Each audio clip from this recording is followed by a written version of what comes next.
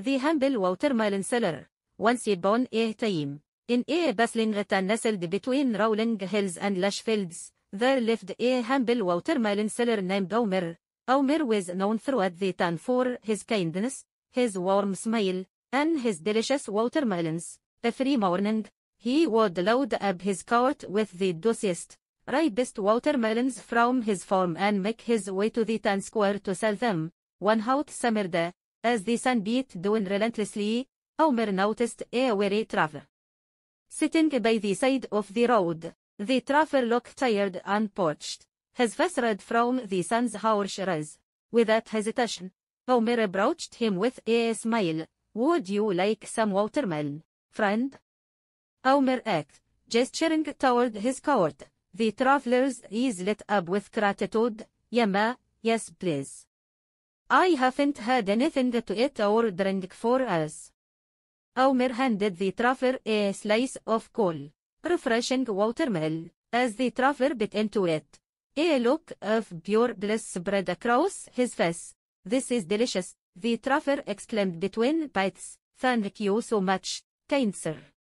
Omer waved off the traveler's thanks. "It's my pleasure. I couldn't let you go hungry or thirsty on such a scorching day."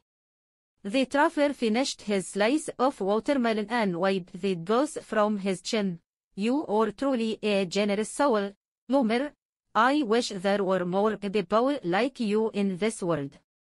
With that, the traveler bid Omer farewell and continued on his journey, but little did Omer know, his act of kindness would soon be rewarded in the most unexpected way. The next morning, as Omer set up his watermelon cart in the town square, he noticed a crowd gathering around a nearby stall. Curious, he made his way over to see what was causing the commotion. To his surprise, he found himself standing in front of the king's royal procession. The king, impressed by stories of Emir's generosity and kindness, had decided to pay him a visit personally. "Omer," the king boomed, "your selflessness has not gone unnoticed.